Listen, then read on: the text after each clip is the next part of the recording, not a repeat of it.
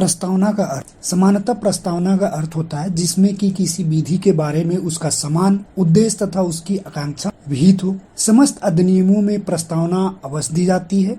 इस प्रस्तावना से यह ज्ञान हो जाता है कि इस अधिनियम को किन उद्देश्यों की प्राप्ति के लिए लागू किया। उच्चतम न्यायालय के अनुसार प्रस्तावना संविधान निर्माताओं के उपयोगी विचारों को जानने के लिए एक मात्र महत्वपूर्ण कुंजी है। आइए अब हम जानते हैं प्रस्तावना का उपयोग। प्रस्तावना का महत्व उसी स्थिति में होता है जबकि संविधान की भाषा अस्पष्ट संदिग्ध हो। इसका अर्थ यह है कि यदि किसी संविधान में विहित उपबंधों से कोई अर्थ निकलता प्रतीत नहीं होता और वह संविधान अस्पष्ट है तथा संदिग्ध है, तो हम प्रस्तावना का सहारा लेकर अस्पष्ट संविधान को स्पष्ट कर सकते। भारतीय संविधान की प्रस्तावना की मुख्य बातें हैं कि हम भारत के लोग भारत को एक संपूर्ण प्रभुता संपन्न लोकतंत्रात्मक धर्म निरपेक्ष समाजवादी गणराज्य बनाने के लिए तथा उसके समस्त नागरिकों को सामाजिक, आर्थिक और राजनीतिक न्याय, विचार, अभिव्यक्ति, विश्वास, धर्म और उपासना की स्वतंत्रता, प्रतिष्ठा और अवसर की समता प्राप्त करने के लिए तथा उन सब में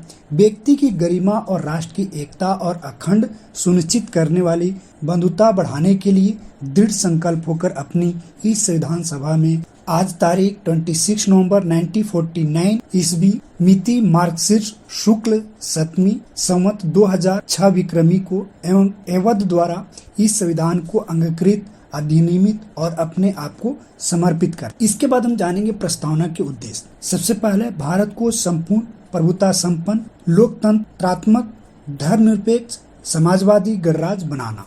दूसरा है भारत के समस्त नागरिकों को निम्नलिखित अधिकार दिलाना, जो सबसे पहला है न्याय, सामाजिक, आर्थिक और राजनीतिक न्याय दिलाना। दूसरा है स्वतंत्रता यानी विचार, अभिव्यक्ति, विश्वास, धर्म और उपासना की स्वतंत्रता दिलाना। तीसरा है समानता, पद और अवसर की समानता दिलाना।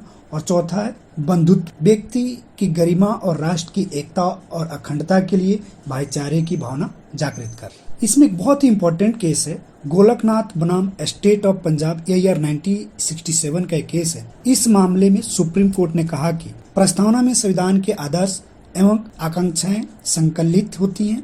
प्रस्तावना केवल एक विशेष टिप्पणी नहीं है बल्कि इसका संपूर्ण उद्देश्य संविधान में वर्णित होता है। संविधान द्वारा विभिन्न इकाइयों की उत्पत्ति होती है, जैसे केंद्र, राज्य तथा केंद्र शासित क्षेत्रों की इकाइयां। यह शक्ति के प्रमुख 3 यंत्रों को निर्मित करती है, जैसे विधायिनी, कार्यकारिणी एवं न्यायपालिका, तथा उनके क्षेत्राधिकार की सीमा निर्धारित। संविधान द्वारा निर्मित कोई भी प्राधिकारी सर्वोपरि नहीं होता बल्कि संविधान सर्वोच्च होता है तथा समस्त प्राधिकारी देश की विधि के अधीन कार्य करते हैं एवं संविधान में विधि द्वारा प्रशासन का उपबंध बहुत महत्वपूर्ण है। अब हम इसके बाद जानेंगे महत्व। तो प्रस्तावना को संविधान में कोई विधिक महत्व प्रदान नहीं किया गया है। बेरोजगारी के मामले में सुप्रीम कोर्ट ने यह मत व्यक्त किया था कि प्रस्तावना संविधान का अंग नहीं है।